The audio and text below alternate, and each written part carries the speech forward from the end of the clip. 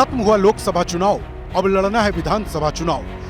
48 Lok Sabha seat और 288 विधानसभा सीटों वाले महाराष्ट्र का पॉलिटिकल टेम्परेचर हाई है, क्योंकि एनडीए की हार से महाराष्ट्र में हाहाकार मचा है।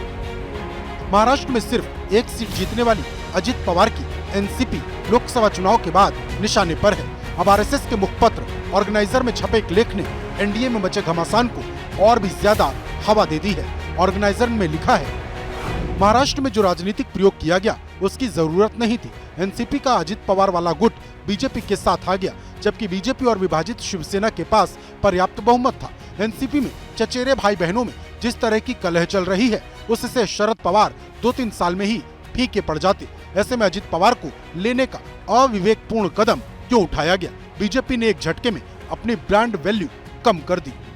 ऑर्गेनाइजर में छपे इस लेख से महाराष्ट्र में हड़कंप मचना तय था। एनसीपी ने भी तीखी प्रतिक्रिया देने में देर नहीं की।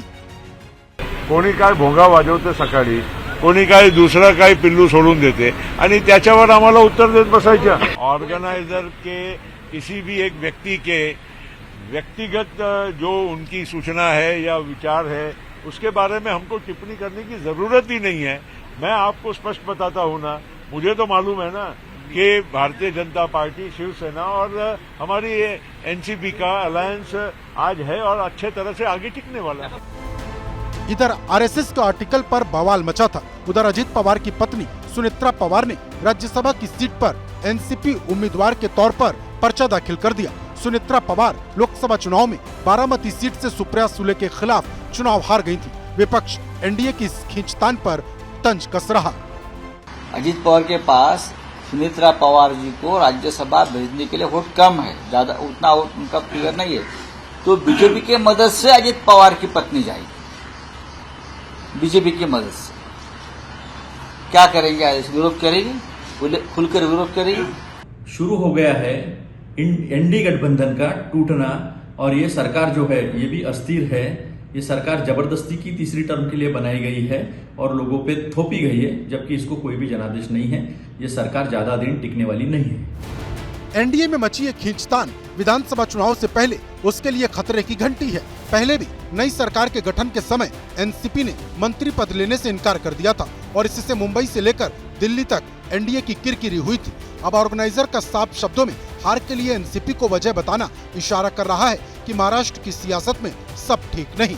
इससे पहले कल सीएम एकनाथ शिंदे ने 400 पार वाले नारे को महाराष्ट्र में हार की एक बड़ी वजह बता दिया था। वो नारा जिसके साथ बीजेपी और एनडीए ने पूरे देश में चुनाव लड़ा था। सुनिए सीएम शिंदे ने क्या कहा था। कुछ फॉल्स नैरेटिव सेट करने की वजह से ये कुछ जगह पर हमें नुकसान हुआ है। महाराष्ट्र में भी नुकसान हुआ है। संविधान बदलेंगे, ये होगा, रिजर्वेशन जाएगा, फलाना होगा, कुछ भी नहीं होने वाला था। लेकिन 400 पार वाला आंकड़ा जो है, उसके वजह से लोगों के दिमाग में एकदम ऐसी बात हो गई कि ये सब आगे जाके कुछ गड़बड़ होगी। पिछले 5 साल में महाराष्ट्र ने कई सियासी उलट-पुलट देखे हैं। कभी साथी रहे, आज विरोधी बन गए हैं और विरोधी साथी। अब लोकसभा चुनाव तो खत्म हो गए, लेकिन महाराष्ट्र की सियासत पर नजर रखने वाले ये बात अच्छी तरह जानते हैं कि जैसे जैसे विधानसभा चुनाव करीब आएगा, वैसे वैसे ये आपसी खींचतान बढ़ती जाएगी। देखना है महाराष्ट्र का सियासी ऊंट किस करवट बैठता है, क्योंकि दांव पेच का नया दौर महाराष्ट्र में शुरू हो चुका है और इसका क्या अंत होगा, इस पर पूरे देश की नजर है।